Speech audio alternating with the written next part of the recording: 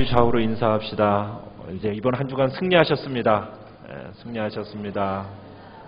축하드립니다. 한 주간 우리 특별히 오케스트라 팀과 찬양팀 수고 많으셨습니다.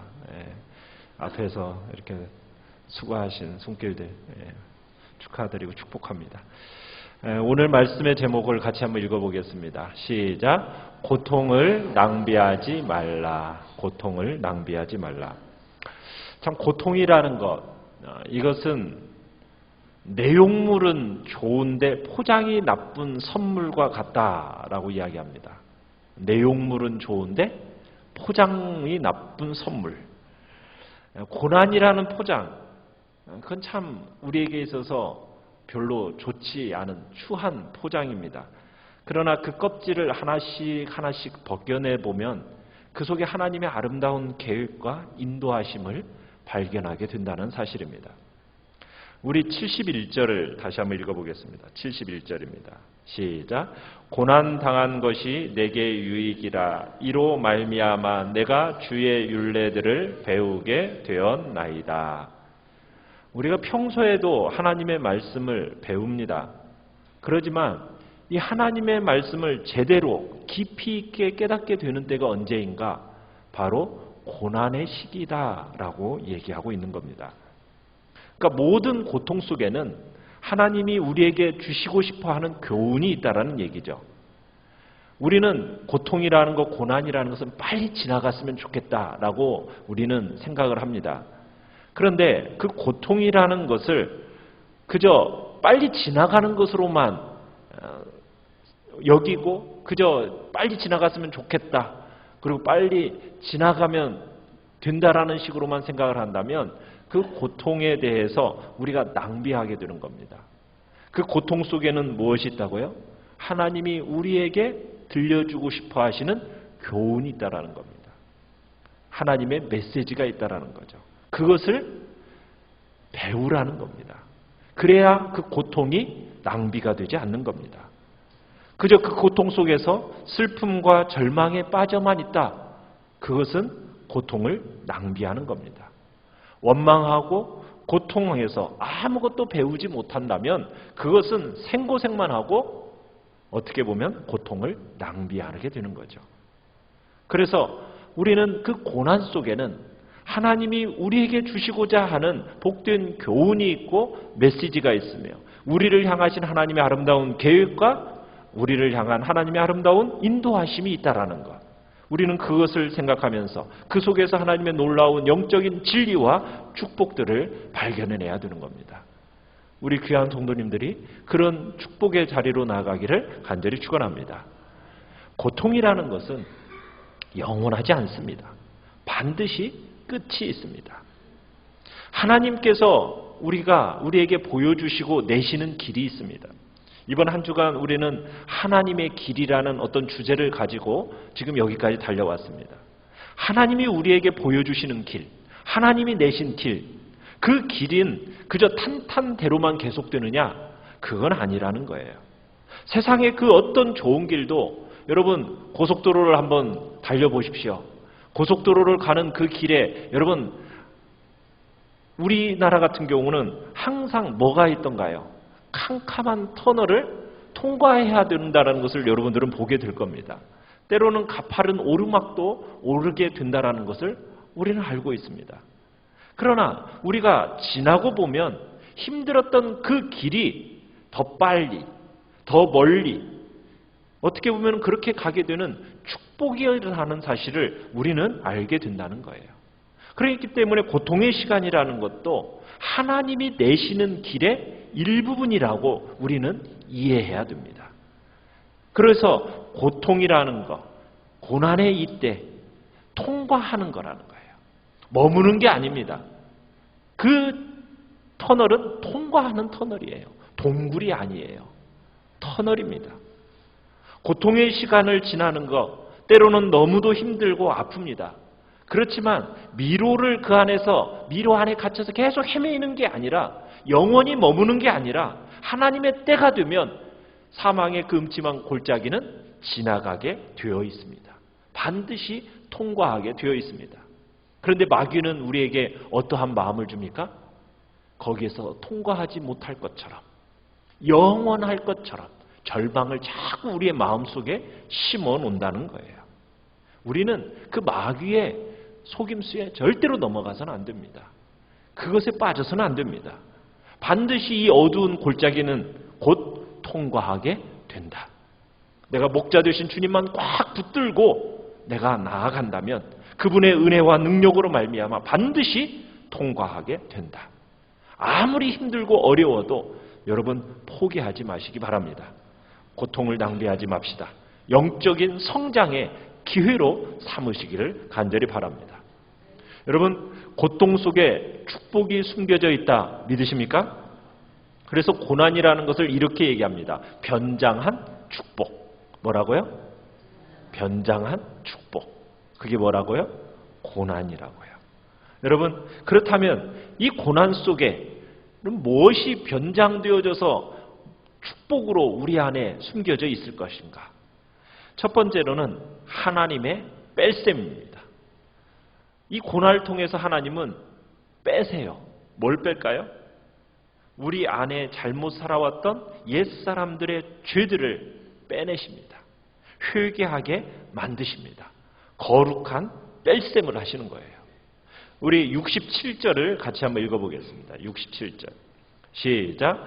고난당하기 전에는 내가 그릇 행하였더니 이제는 주의 말씀을 지키나이다. 여러분, 이 말씀은 자기가 잘못 살았다라는 것을 고난을 닥치고 나서야 깨달았다라는 겁니다. 여러분, 이거 당연한 것 같죠? 그러나 당연한 게 아닙니다. 쉽지 않은 겁니다. 여러분, 고난을 당했다고 해서 여러분 쉽게 내가 잘못 살았구나, 내가 하나님 앞에 회개해야지, 돌이켜야지, 여러분 이게 쉽게 될 것 같습니까? 아닙니다. 의외로 쉽게 되지 않습니다. 의외로 많은 사람들이 고난을 당하면서 회개하지 않는 사람들이 참으로 많습니다. 절대로 자기 잘못을 인정하지는 않아요. 대신에 변명하고 억울해합니다. 책임을 회피합니다. 도리어 남에게 그의 잘못을 전가시키는 일이 많습니다. 이런 태도는 고통을 낭비하는 겁니다. 혹시나 여러분의 삶에 같은 고통이 자꾸 반복되는 일들이 일어난다고 혹시 생각되어지십니까? 그렇다면 그 고통의 원인이 나 자신에게 있는 것은 아닌가, 우리 자신을 한번 돌이켜 봐야 됩니다. 한번 생각해 봐야 돼요. 시편 기자는 고난 속에서 고통의 원인을 누구에게서 찾았습니까? 남에게서 찾지 않았습니다. 자기에게서 찾았고 자기 인생에 잘못된 것이 있다라는 것을 깨끗하게 인정합니다. 그리고서는 회개합니다. 여러분, 회개라는 것은 무엇입니까? 오늘 말씀처럼 내가 그릇 행하였더니, 자기가 그릇 행하였다라는 것을 인정하는 겁니다. 그리고는 이제는 내가 주의 말씀을 지키나이다, 돌이키는 겁니다. 여러분, 이제는 주님 앞에서 우리의 잘못된 삶에 대한 고백과 그리고는 주님의 말씀대로 살아가겠다라는 결단, 이게 회개입니다. 고통의 원인을 자기가 제공했음을 인정하는 겁니다. 그리고는 자기의 옛삶을 미련 없이 버리는 거예요. 어떤 대가를 치르고서라도 내가 하나님의 길로 돌아오는 것, 이것이 고난당할 때 인간이 보여줘야 할 태도입니다. 그러면은 하나님의 살 길이 열려지는 거예요. 여러분, 하나님께서는 형통할 때 가르칠 수 없는 것들을 역경을 통해서 가르쳐 주시는 거예요. 형통할 때 받는 교훈도 있지요. 그렇지만 고난 속에서만 받을 수 있는 하나님의 특별한 메시지가 있는 거예요. 여러분, 충격적인 고난이 아니면요, 인간은요 결코 변화되지가 않습니다. 우리의 마음이 못된 부분이 우리 안에 다 있거든요. 그 못된 부분이 우리 안에 있는 것, 결코 변하지 않는 이 못된 부분, 무엇으로 변화가 될까요? 여러분, 편안한 가운데는 절대로 변화가 안 됩니다. 여러분의 심령에 있는 그 욱하는 성격이라든가, 아니면 남의 말을 함부로 하는 입술이라든가, 아니면 자기밖에 모르는 이기심, 이기적인 교만, 내 안에 들어있는 독소들, 그것들이 어떻게 빠져나갈까요? 이런 것들이 어떻게 드러나고 제거될까요? 바로 고난을 통해서 드러나고 제거가 되는 겁니다. 그래서 고난이라는 것은 하나님의 뺄셈이에요. 두 번째는 하나님의 덧셈입니다. 하나님은 고통 가운데 우리로 하여금 하나님의 길을 새롭게 가도록 거룩한 덧셈을 하십니다. 그러니까 하나님의 덧셈, 고통을 통해 새로운 지혜를 배우게 되는 거예요. 우리는 고통이라는 것을 나쁘게만 생각해서 우리 아이들에게 고생시키려고 합니까? 안 하려고 합니까? 될 수 있으면 고생을 안 시키려고 합니다. 안 하게끔 해주려고 작정을 하죠. 이건 잘못된 생각입니다. 여러분, 고통이라는 것이 축복의 계기로 작용한다는 거예요. 고통이 인간을 좌절시킬 수도 있습니다. 그렇지만 반대로 이 고통을 우리가 타개해 나가잖아요. 그러면은 우리 안에 있는 잠재력이 폭발하면서 참으로 폭발을 하도록 이렇게 만들어내는 격발의 요소가 바로 이 고난이 만들어낸다는 거예요. 어떤 학원 원장이 이런 얘기를 했답니다. 우리 중학교 2학년 학생의 실력이 어떻게 보면은 대학교 평생 간대요. 중학교 2학년의 실력이. 그런데 이 중학교 2학년의 실력이 이게 확실하게 변화되는 아이들이 있답니다. 근데 어떤 아이들이 변화가 되냐면은 집안에 무슨 큰 일을 겪은 아이들. 그런 아이들은 갑자기 실력이 업그레이드가 된대요. 이게 이제 어떤 유명한 학원 원장이 한 얘기예요. 그러니까 보통은 평상시에서는 이게 실력이 올라가지가 않아요. 그런데 어떠한 특별한 고난의 시기가 딱 들어오면은 그 아이로 하여금 어떤 특별한 잠재력을 발휘하게 만들어서 놀랍게 역사하게 만들더라는 거예요. 그러니까 고난이라는 것이 우리 안에 그런 일들을 만들어낸다는 거예요. 그래서 고난은 특별 과외 수업 시간이라고 얘기합니다. 특별 과외 수업 시간. 과거의 추억을 깨끗하게 접고 새로운 살 길의 지혜를 하나님께 물어봐야 되는 겁니다. 그저 단순히 이 악물고 그저 열심히 한다고만 해서 되는 게 아닙니다. 새로운 지혜가 필요하거든요. 그래서 새로운 지혜를 하나님께 구해야 돼요. 우리 66절을 같이 한번 읽어보겠습니다. 66절. 시작. 내가 주의 계명들을 믿었사오니 좋은 명철과 지식을 내게 가르치소서. 여러분, 하나님 앞에 구해야 됩니다. 이 고난의 시기에 하나님 좋은 명철, 좋은 지식 내게 가르쳐 주십시오. 정말 지금의 현재의 고통을 극복할 수 있는 새로운 지혜 하나님 주십시오. 근데 그뿐만이 아니라 하나님은 이 고난이라는 걸 통해서 우리 앞에 닥쳐올 수 있는 재앙을 막는 예방주사가 되기도 하십니다. 우리가 예방주사를 맞는 이유가 뭐예요? 우리 안에 가볍게 병을 앓고 지나가면은 뭐가 생깁니까? 면역력이 생기잖아요. 항체가 생기잖아요. 백신의 원리가 있는 거예요. 예를 들어서 사업 초기에 돈 문제로 어려움을 겪어본 사람은 나중에 사업이 커져도 돈을 함부로 대하지 않는답니다. 그래서 지혜롭고 신중하게 돈을 대한대요. 그런데 처음에 아버지 잘 만나서 아니면은 정부의 지원을 어떻게 보면 운 좋게 따가지고 이제 초창기 사업 자금을 너무 쉽게 마련한 사람들이 있잖아요. 이런 사람들은 나중에 돈 문제로 크게 무너지는 일들이 많답니다. 왜 그럴까요? 작은 고통으로 예방주사를 맞지 않으니까 큰 사고를 막지 못하는 거예요. 인디안 속담에 이런 말이 있답니다. 속삭이는 소리에 주목하라. 그리하면 나중에 비명의 소리를 듣지 않아도 된다. 한번 따라해 볼까요? 속삭이는 소리에 주목하라. 그러면 나중에 비명 소리를 듣지 않아도 된다. 그러니까 고통의 때에 정신 바짝 차리고 겸손히 하나님의 새로운 지혜를 배워두시는 겁니다. 이것이 우리가 고통을 낭비하지 않는 거예요. 세 번째는 고통은 하나님의 뜻을 깊이 알게 합니다. 우리 69절을 같이 한번 읽어보겠습니다. 69절 시작. 교만한 자들이 거짓을 지어 나를 치려 하여 싸우나 나는 전심으로 주의 법도들을 지키리이다. 악한 사람들이 이 시편 기자에 대해서 중상모략을 하고 올무에 몰아넣어서 지금 시인의 명예를 떨어뜨렸습니다. 이에 대해서 좌절되었어요. 악인은 어떻게 보면 오랜 세월을 계획했을지 모릅니다. 그런데 지금 이 시편 기자는 하루아침에 대책 없이 당했다가 지금 분노와 당혹감에 쌓이게 됩니다. 어떻게 보면 이 시기가 하나님을 원망할 수 있는 가장 좋은 때예요.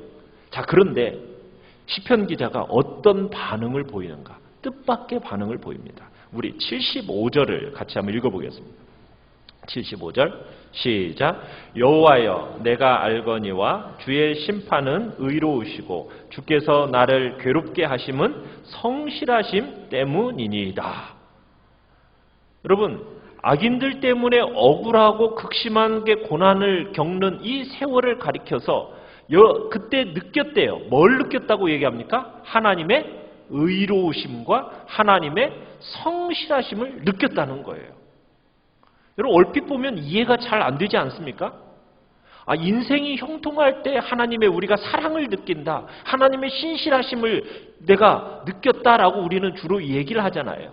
그런데 억울한 고난을 당하면서 하나님의 사랑을 믿는다, 하나님의 신실하심을 느꼈다? 여러분, 이것은 정말 성숙한 믿음입니다. 그러니까 시편 기자는 이 고난 속에서 지극히 깊은 신앙의 세계로 올라선 겁니다. 상담 전문가로 유명한 데이빗 시멘즈라는 목사님이 계십니다. 그런데 이분의 아들이 3살쯤 되었을 때 발이 삐뚤게 태어나가지고 정상적으로 걷기가 어려웠어요. 이 말을 들은 이 아버지가 정말 충격적이었죠. 그런데 의사가 한 가지 방법이 있다라고 얘기해 줬습니다. 매일 아침 저녁으로 아빠가 30분씩 병으로 아이의 발을 잡고 밀어주라는 거예요. 30분씩 병으로.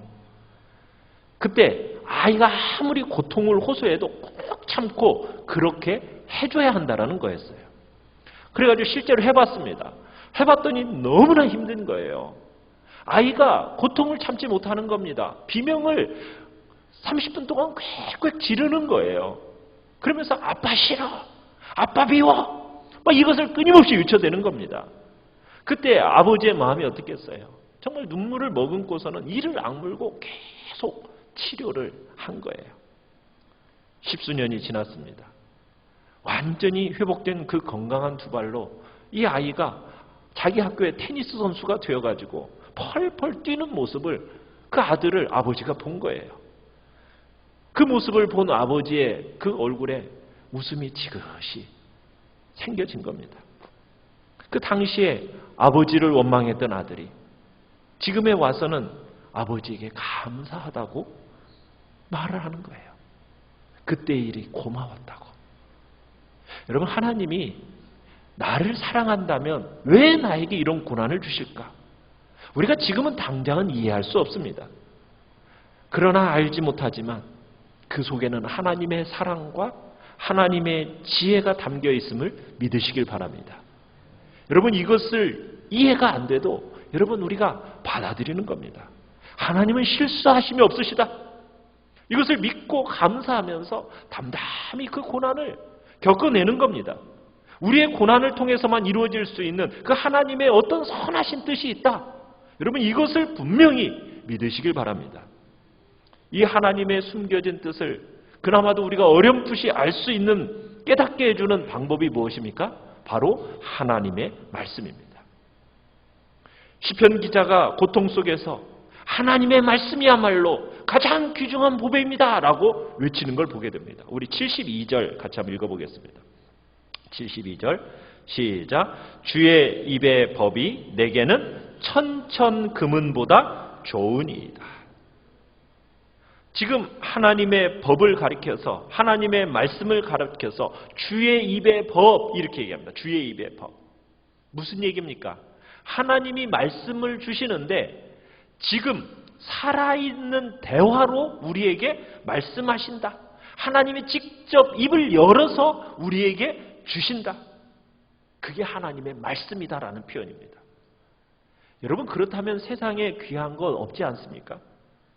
여러분, 고난을 당하면서 통과하면서 우리가 세상의 무엇과도 바꿀 수 없는 그 귀한 것, 바로 하나님의 말씀임을 우리로 하여금 가르쳐주고 있는 겁니다. 시편 기자는 그것을 뼈저리게 느낀 거예요. 그래, 하나님의 말씀만큼 내게 가장 귀한 게 없구나. 천천 금은보다도 더 가치 있는 것이 바로 하나님의 말씀이었구나.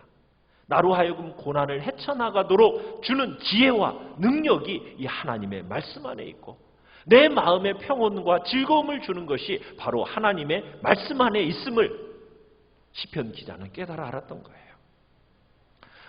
우리말에 이런 말이 있죠. 욕도 많이 먹으면 오래 산다. 욕 많이 먹으면 오래 산다. 많이 먹으면 오래 사나요? 먹더라도 소화를 잘 시켜내면 됩니다. 그죠? 소화 잘 시켜내면 성장하게 되어 있어요. 그러니까 사람들의 비판, 사람들의 배신, 사람들의 고통, 사람들로부터는 그 욕, 그것들을요, 내가 어떻게 해내면, 먹어버린다는 게 무슨 말이에요? 소화해내 버리면, 소화만 잘 시켜내면 우리로 하여금 성장과 성숙이 이루어진다는 거예요. 그런데 이 고통을 용해시키는 영혼의 소화액이 무엇이냐? 바로 하나님의 말씀입니다. 고통 속에 계속해서 기도하면서 이 하나님의 말씀을 묵상하면 여러분, 고통에 담겨있는 이 독소가 다 녹아져 내리면서 하나님의 은혜만 남는 거예요. 그렇기 때문에 우리를 더욱 성숙해 하고 성장케 하는 겁니다. 그러니까 우리가 사람들의 어떤 공격에 반응하지 않고 대신에 하나님의 말씀을 더욱 붙잡는 겁니다. 우리 78절을 같이 한번 읽어보겠습니다. 78절 시작. 교만한 자들이 거짓으로 나를 엎드러뜨렸으니 그들이 수치를 당하게 하소서. 나는 주의 법도들을 작은 소리로 읊조리리이다. 사람들이 나를 핍박하지만 거기에 반응하지 않고 어디에 집중하는 겁니까? 말씀에 집중하는 겁니다. 인간이 고통을 받는 것이 극심하지만 그것을 고통을 묵상하는 것 대신에 뭐를 묵상하는 거예요? 말씀을 묵상하는 거예요.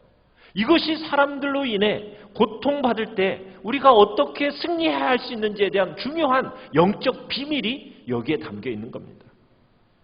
여러분, 내게 고통 주는 사람을 자꾸 생각하면 분하잖아요. 잠이 안 오잖아요. 속병이 쌓이잖아요. 백해무익입니다. 독풀이라는 것은 씹으면 씹을수록 뭐가 나와요? 독만 나와요. 상처라는 것도 그렇습니다. 상처도 사람도 자꾸 묵상해봤자 내 영혼에 독만 나와요. 대신에 우리는 그렇게 하는 것은 고통을 낭비하는 일이에요. 약초는 어떻게 됩니까? 약초는 씹으면 씹을수록 뭐가 나옵니까? 약이 나오면서 몸이 건강해지는 거예요. 고통스러울수록 무엇을 우리가 묵상해야 되겠어요? 상처와 사람을 묵상하면 독밖에 안 나옵니다. 하나님의 말씀을 간절히 묵상하는 거예요. 그러면 그 속에서 생명수가 흘러나옵니다. 나의 모든 상처들이 다 씻겨지고 참으로 치료되어지고 회복이 되어지면서 우리가 영적으로 성숙하고 강건해지는 그런 놀라운 은혜가 하나님의 말씀 안에 있는 거예요. 그래서 우리는 상처를 곱씹을 필요가 없고요. 사람을 곱씹을 필요가 없어요. 우리가 씹어야 될 건 뭐예요? 하나님의 말씀이에요. 그 말씀을 자꾸 읊조리는 겁니다. 묵상하는 겁니다. 그러면은 그 우리의 말씀이 건성건성 들었던 그 하나님의 말씀이 고통 속에서 내 안에서 하나의 불꽃 같은 말씀이 되어서 우리의 심령에 새겨지고 그 말씀이 살아 움직이면서 내게 힘이 되고 능력이 되고 나를 강건케 할 뿐만 아니라 성숙해 하면서 나를 다른 차원의 사람으로 만들어내는 겁니다. 이게 바로 하나님의 말씀입니다. 사랑하는 성도 여러분, 우리가 고통 속에 있을 때 그 고통을 곱씹지 마시고 진리의 말씀을 묵상하십시오. 자꾸 읊조리십시오. 그 말씀 속으로 우리가 들어가십시다. 우리에게 보여주시는 생명의 길을 우리가 발견하게 될 것입니다. 우리 같이 찬양하며 나아갑니다. 하나님께서 우리에게 보여주시는 생명의 길. 여러분, 그 생명의 길을 걸어갈 때 때로는 우리의 심령이 상할 때도 있습니다. 그 상한 마음은 주님께 드리며 나아갑시다.